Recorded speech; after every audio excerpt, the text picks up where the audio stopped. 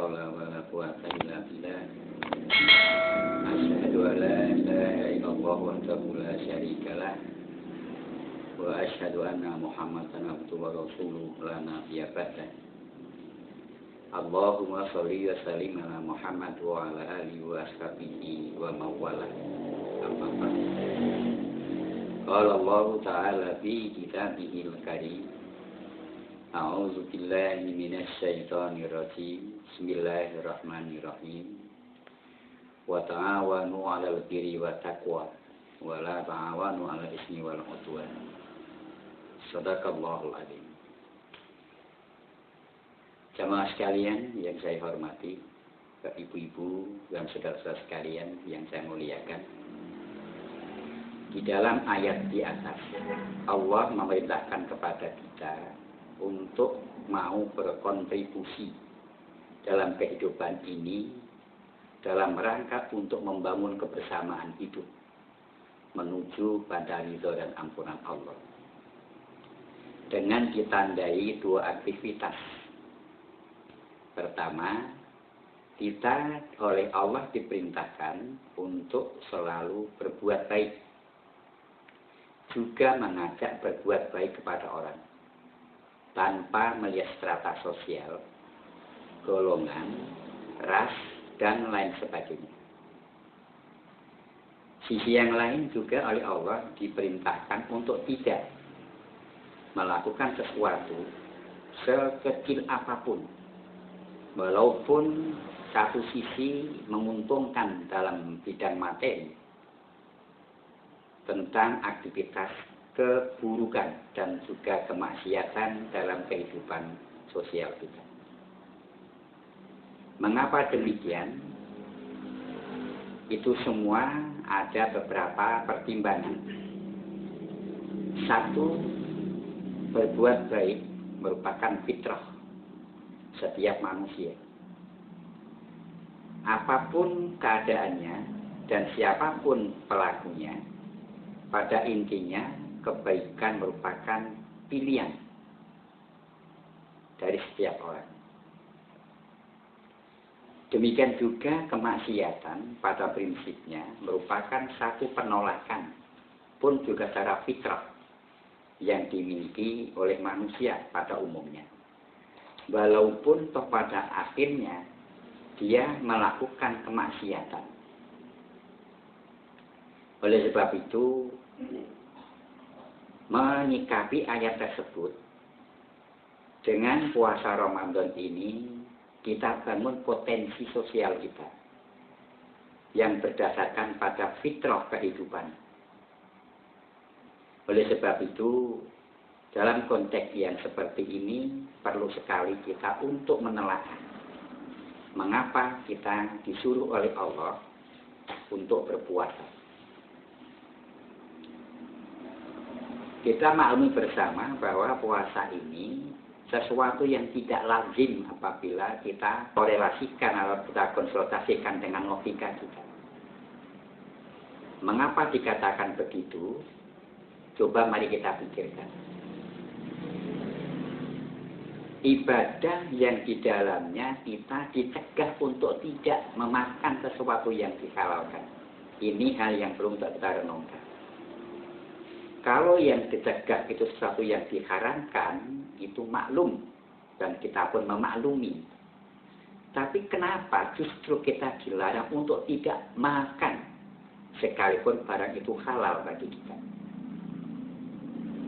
Makan, minum, bahkan kemudian berkumpul suami istri pun di siang hari halal. Tapi kenapa itu semuanya tidak boleh dilakukan?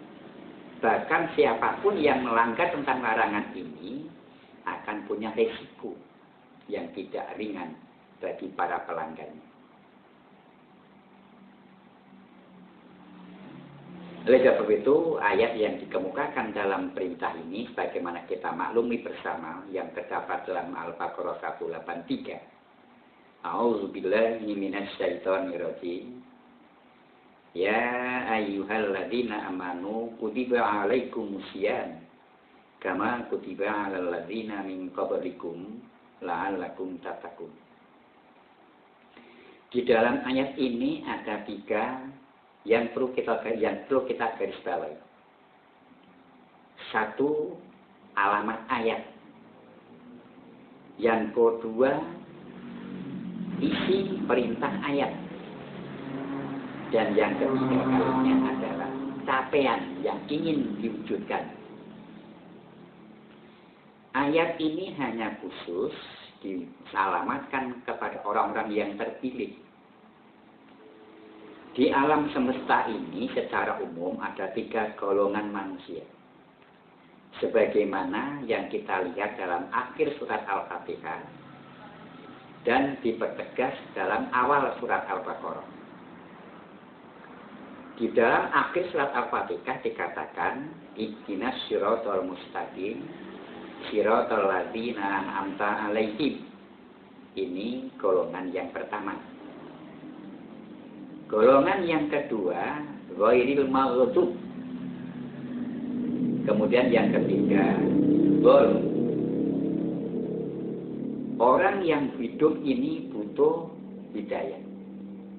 Karena orang ini mempunyai cita-cita masa depan. Yang tergambar dalam satu ayat, siratal ladzina an'amta 'alaihim. Sebagaimana jalannya orang-orang yang telah kau beri nikmat. Dia menyadari akan ketidakmampuannya mewujudkan sendiri apa yang jadi harapan itu, maka dia menyandarkan ini semua hanya kepada Allah. Ini yang pertama harus kita renungkan. Yang kedua, maghdub, orang yang dimurkai, orang yang dilaknat oleh Allah. Orang yang semacam ini boleh dibilang hidup semaunya sendiri.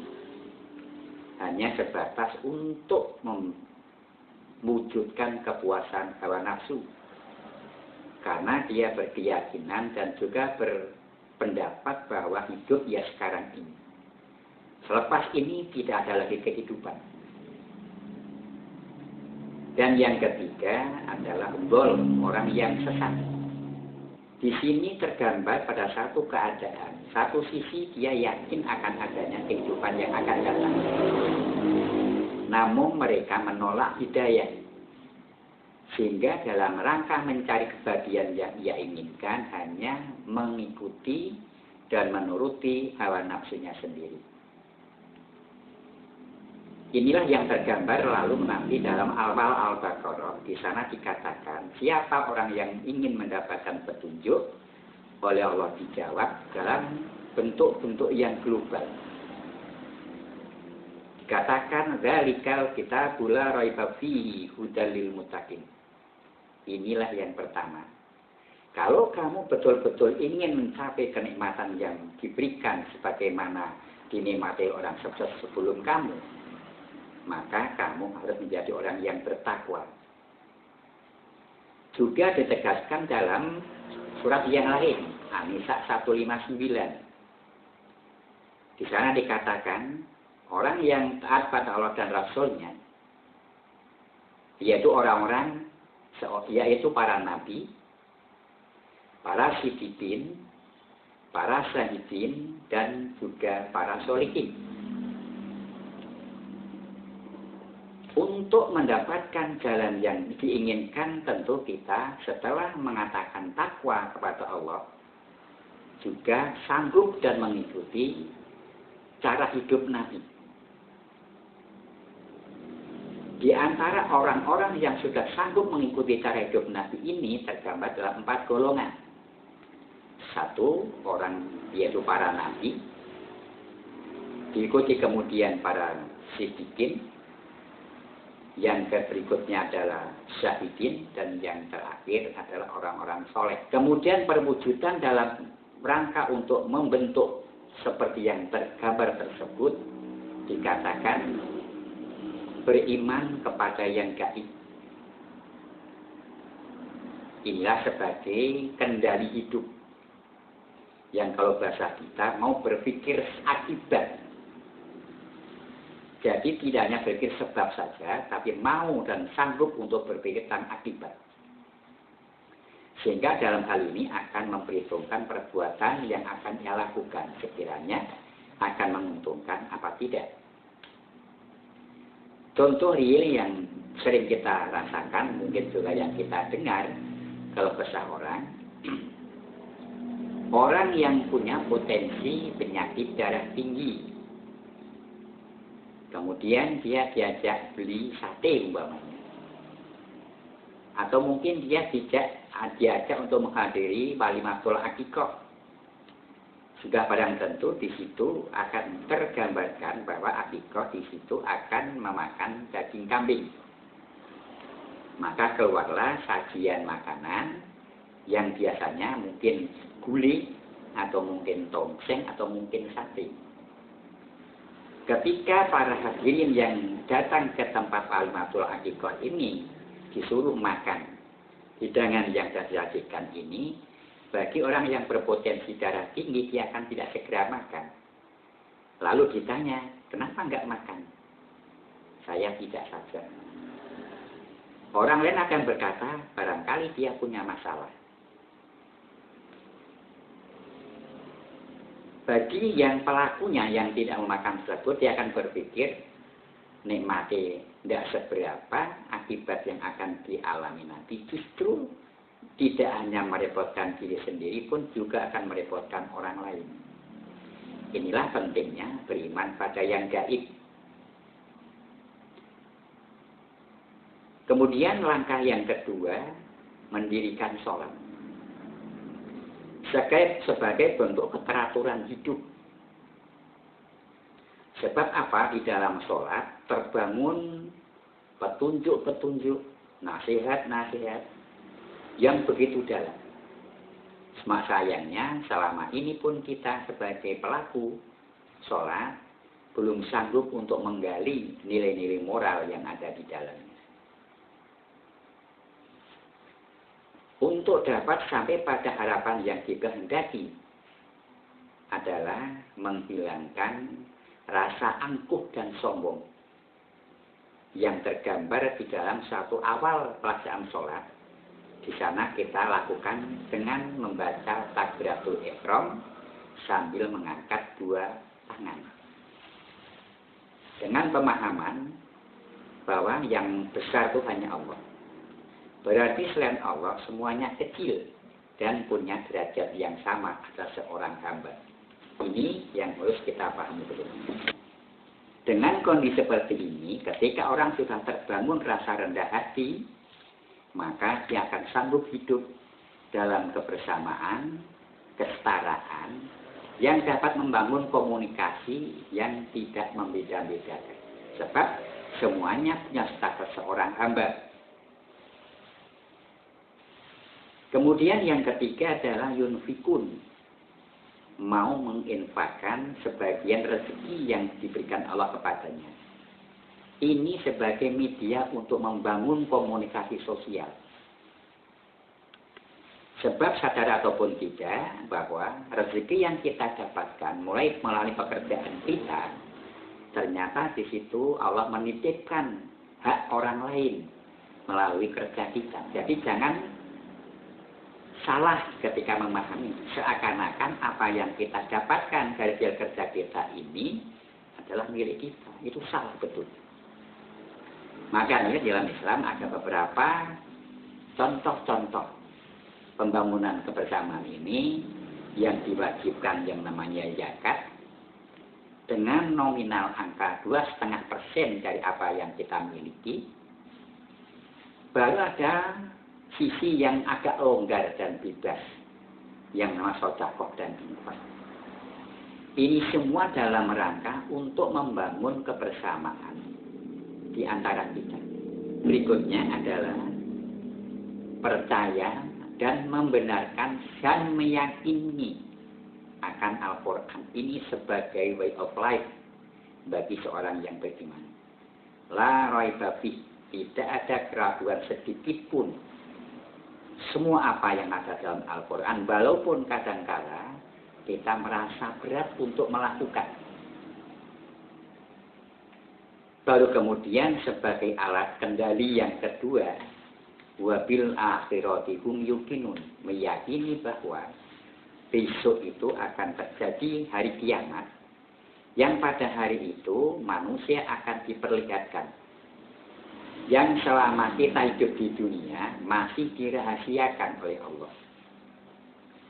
Sampai-sampai di dalam ketelitian Allah mencatat apa yang dilakukan oleh manusia, digambarkan dalam sebuah ayat surat Al-Zalzalah ayat yang akhir, wa may ya'mal misqala dzarratin khairan yarah wa may ya'mal misqala dzarratin syarran yarah. Inilah mengapa puasa hanya diwajibkan pada orang yang terpilih atau orang-orang pilihan, yang di situ dengan notabene-nya adalah orang-orang yang beriman. Kok tidak semua manusia? Tidak. Sebab Allah Maha tahu manusia pada umumnya tidak sanggup untuk melakukan itu dengan alasan jangankan makan yang halal, yang haram pun kadang-kadang sulit untuk didapat. Mengapa ini barang yang halal justru kita tidak manfaatkan? Inilah yang kadang-kadang jadikan alasan orang mengapa dia tidak mau puasa. Maka dalam hal ini pun sering terjadi dalam masyarakat kita.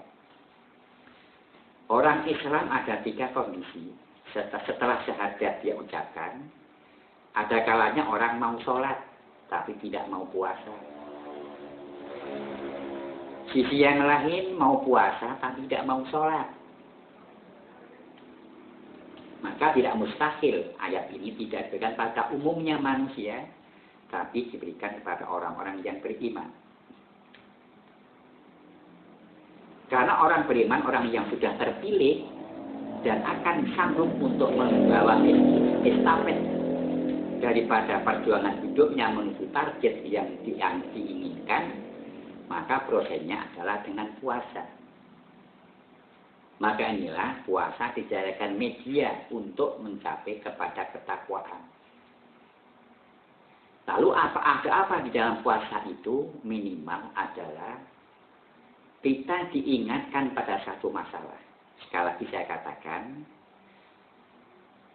perbuatan manusia ini akan sangat dipengaruhi, sangat banyak dari satu keadaan, yaitu takut lapar.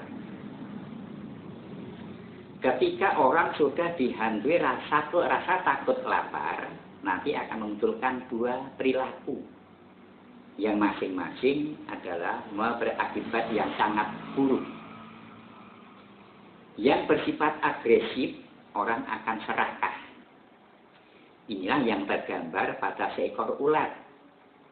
Kalau ulat jati umpamanya, ketika pada musim dia datang, hutan jati yang luasnya mungkin berpuluh-puluh hektar akan habis daunnya dimakan oleh seekor ulat. Ini serakahnya perbuatan ulat. Cuman masih untung lagi, walaupun ulat itu dibilang serakah karena mampu menghabiskan daun alas jati yang sedemikian luas, tetapi dia tidak mau makan selain daun jati. Ini hebatnya seekor ulat. Lain manusia. Yang manusia punya makanan pokok beras atau nasi dengan kelengkapan yang ideal, yang umum. Tapi ketika manusia sudah serakah tersebut, justru keserakahannya ini lebih sadis dibanding keserakahan seekor ulat tadi. Ini dimunculkan karena apa? Takut lapar. Yang kedua, sifat bakhil. Ketika apa yang telah dia miliki, dia tutup rapat-rapat. Jangan sampai keluar. Sampai-sampai untuk urusan diri pun dia tidak mau mengeluarkan. Hal ini saya punya pengalaman, punya relasi di sebuah kota. Saya tahu betul mulai usaha orang itu. Dari hanya sebatas 5 kaleng minyak goreng dan 20 karung gandum, dan juga menyiapkan dagangan yang bersifat sasetan-sasetan. Berjalannya waktu sangat cepat. selama saya berrelasi dengan dia, waktu hanya sekitar 1 tahun, dia sudah mau mendatangkan minyak goreng 1 tangki dan gandum 1 truk gandeng. Sampai juga berhasil lebih besar dari itu. Cuman ketika saya bertanya, Pak, kursimu ini mbok diganti. Masa sejak awal saya ke sini sudah tidak ada kalepnya, tinggal per besinya saja. Sekarang kan sudah cukup lumayan usaha Bapak, kenapa nggak diganti kursi yang layak untuk menerima tamu? Apa kata Bapak tersebut? Tak isih keneng dinggo-lingguh toh. Luar biasa ini. Salah satu di antara kebagilan seseorang, ketika dia sudah dapat memiliki apa yang dia cari, sampai-sampai untuk urusan sendiri pun dia merasa keberatan. Inilah akibat dari rasa takut lapar. Jadi ada 2 hal yang akan muncul ketika sudah dihampiri takut lapar tersebut adalah kekerasan dan bakhil. Oleh Islam tidak dikehendaki seperti itu. Sebab sekali lagi saya katakan bahwa apapun yang kita dapat, ternyata Allah menitipkan hak orang lain ini kepada keringat kita. Nah, kalau itu nanti kemudian tidak kita penuhi, sekali lagi Allah mengatakan, wa ma ya'mal misqala dzarratin syarran yarah. Oleh sebab itu, marilah apapun yang kita lakukan, apapun yang kita dapatkan dari jerih payah kita, ternyata ada tanggung jawab sosial kita kepada yang lain. Maka inilah dalam rangka untuk dapat terhindar dari kesan yang salah dan juga menyalahi terhadap agama. Yang paling fatal lagi adalah dikatakan orang yang mendustakan hari akhir. Allah mengatakan dalam firman-Nya,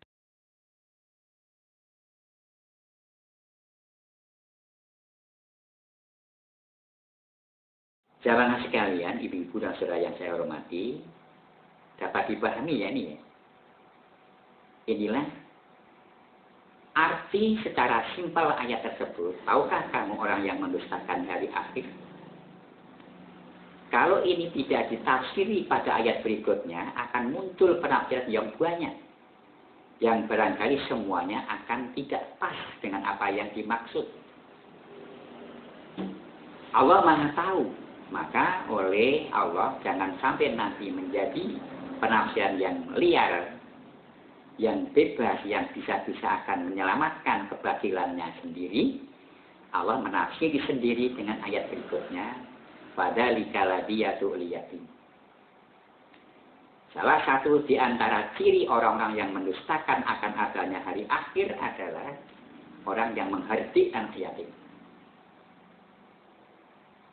Orang yang akan menghardik anak yatim. Yang kedua, wala yafutu ala ta'amil miskin. Tidak mengajak orang lain untuk menyantuni orang-orang miskin. Inilah puasa yang diwajibkan pada kita untuk tahu persis seperti apa susahnya orang miskin. Jangankan untuk menikmati kehidupan, untuk berpikir makan apa nanti pun dia tidak bisa. Betapa susahnya menjadi orang yang miskin. Yang paling susah lagi manakala di satu tempat ada tindak kejahatan.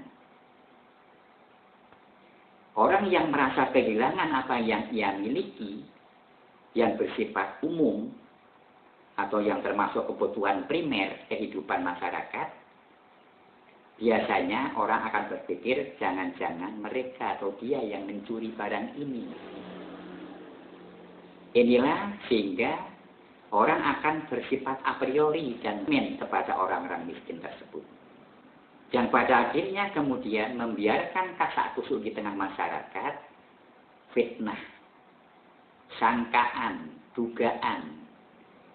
Walaupun tanpa ada bukti dan tidak diucapkan dalam ucapan yang nyata, namun bahasa hati dan bahasa tubuh akan menampilkan sikap tuduhan yang akan dijatuhkan kepada kehidupan orang miskin. Inilah pentingnya puasa dalam konteks tinjauan sosial. Tahu penderitaan orang. Oleh sebab itu, maka dengan puasa ini oleh Allah dijadikan pembelajaran diri. Agar orang-orang beriman tahu diri, mau tahu diri tentang apa yang dialami oleh orang-orang miskin tersebut. Ini dipertegas lagi dalam surat Al-Hujurat ayat yang ke-13. Di sana Allah mengatakan, Su'uba wa qoba'ila. Allah menciptakan manusia yang banyak, yang bersuku-suku dan berbangsa-bangsa. Bukan untuk bermasalah, bukan untuk berpecah belah, bukan untuk berkelompok dan bergolong-golongan. Namun tujuan yang paling utama adalah lita'aruf, untuk saling mengenal satu sama lain. Untuk saling memahami keadaan satu sama lain. Yang pada kita adalah ta'awun, untuk saling menolong. Manusia diciptakan dalam dua strata. Kaya, miskin, kuat, lemah, pandai, bodoh, pejabat, rakyat, dan masih banyak lagi. Yang kesemuanya ini ada tanggung jawab moral yang harus masing-masing strata ini bisa menjalani dengan baik. Bagi yang diberi kemampuan, kuat umpamanya, kaya umpamanya, pandai, dan lain sebagainya, punya kewajiban sosial, melindungi yang lemah, melindungi yang kecil, dan juga melindungi yang bodoh. Sehingga dengan komunikasi itu akan terbangun kebersamaan. Ibaratnya, marilah kita perhatikan betul. Sebab selama ini kita kadang-kadang melakukan atau juga melihat. Pada waktu itu saya pada satu malam ada di satu tempat. Kebetulan tempat sangat strategis. Saya dapat menyaksikan dan mengkorelasikan dua kasus. Waktu itu saya menghadap jalan raya dan persawahan yang cukup luas. Dan di belakang saya makam. Saya tergerak dalam satu pertanyaan dari satu kata, bahagia. Orang kadang-kadang punya batasan-batasan bahagia. Kalau dulu masih remaja, punya gambaran bahagia ini begini, begitu. Yang pada akhirnya juga bahagianya kalau sudah punya pacar. Ternyata setelah punya pacar pun kebahagiaan justru kadang menjadi masalah. Melalui pintu cemburuan. Ketika dalam kebahagiaan yang dirasakan ketika pacaran pun berandai-andai, seandainya kemudian bisa berumah tangga. Apapun yang selama berpacaran ini masih sangat terbatas,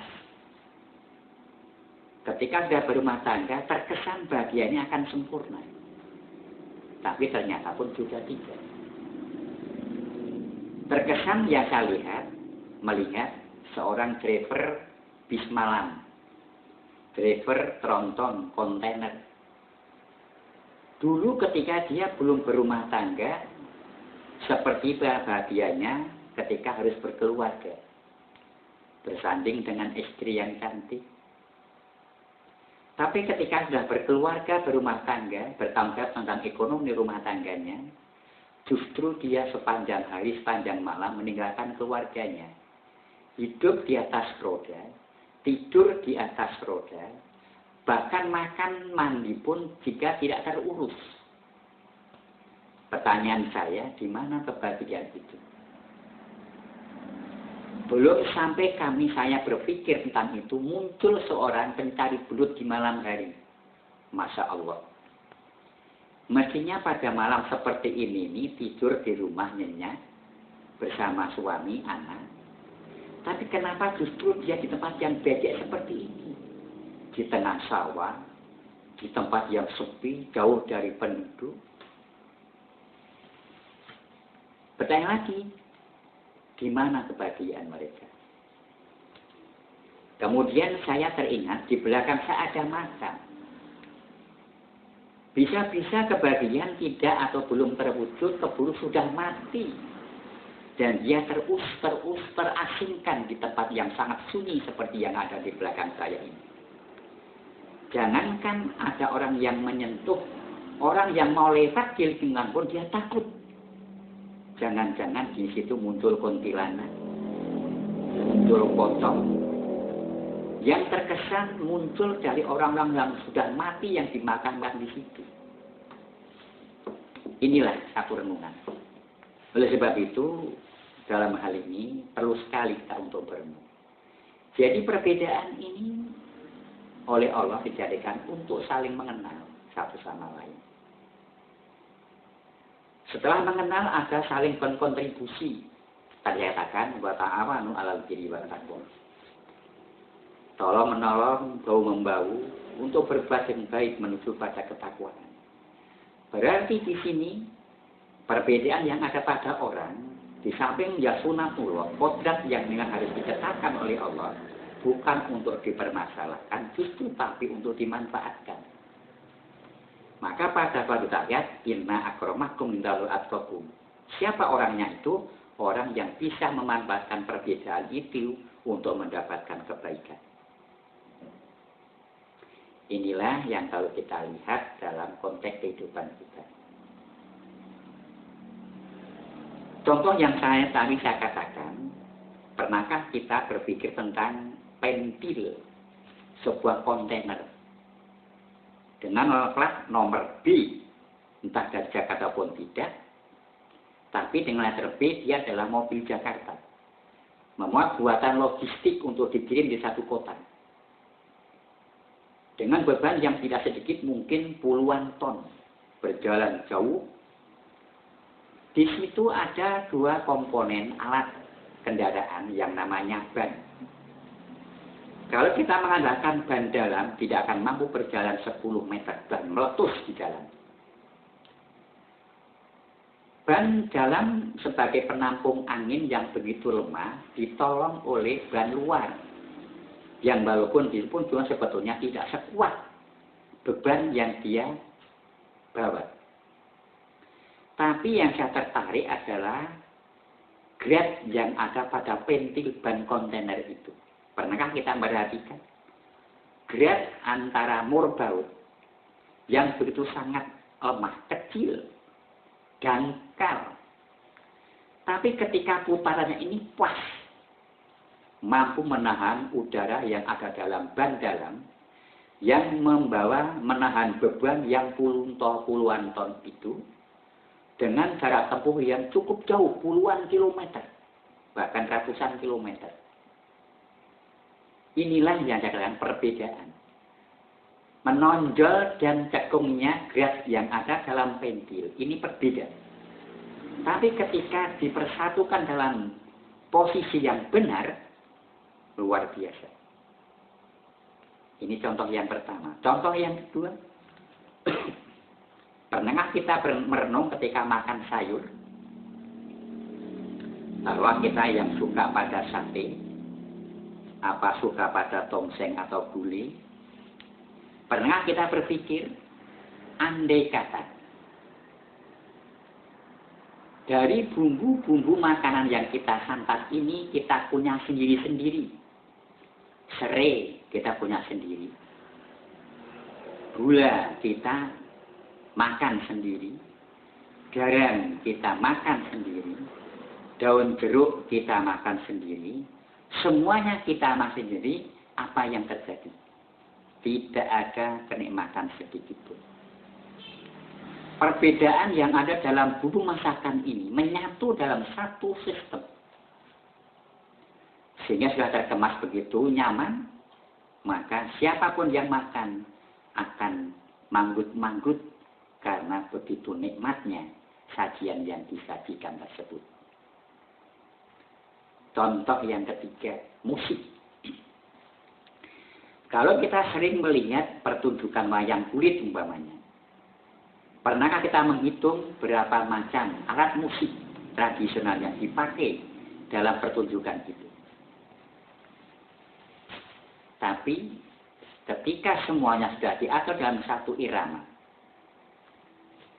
begitu nyaman, begitu nikmat, walaupun dia berada dalam perbedaan. Ada gong saja sudah berbeda-beda, ada gong besar, ada gong sedang, ada gong kecil. Juga yang namanya bunang, tete, saron, dan semuanya berbeda. Namun ketika diikat oleh satu irama, luar biasa. Inilah kita sebetulnya seperti ini. Di dunia ada 3 potensi yang sangat luar biasa. Manakala ini bisa bersatu. Namun sayangnya ini sangat sulit untuk bersatu. Siapa mereka? Satu orang yang kaya. Yang kedua adalah orang yang ilmuwan. Yang ketiga adalah orang pekerja. Saya yakin walaupun dia punya harta yang banyak, belum tentu dia punya skill untuk mengembangkan modal yang ia miliki. Maka sering perusahaan itu mesti mengangkat direktur utama untuk mengendalikan usahanya. Pemilik modal cukup dia mengamati dan mengawasi perjalanan usaha. Kemudian orang yang diserai untuk mengatur usaha tersebut perlu pembantu yang lain, teknologi. Maka ilmuwan berbicara di situ, menyiapkan alat-alat yang diperlukan. Baru bekerja skill yang dapat mengoperasikan alat. Ketika orang ini bersatu dan menyatu, luar biasa. Namun sayangnya di sini tidak bisa terjadi seiring. Orang yang punya modal curiga pada pelaksana. Seorang yang punya teknologi menjual nilai ilmu yang dia miliki. Sehingga terjadinya satu kesenjangan kepentingan, maka yang terjadi adalah kegagalan. Ini juga kalau kita sederhanakan lagi, yang paling umum kita lihat di masyarakat, ada 3 ngo atau NG.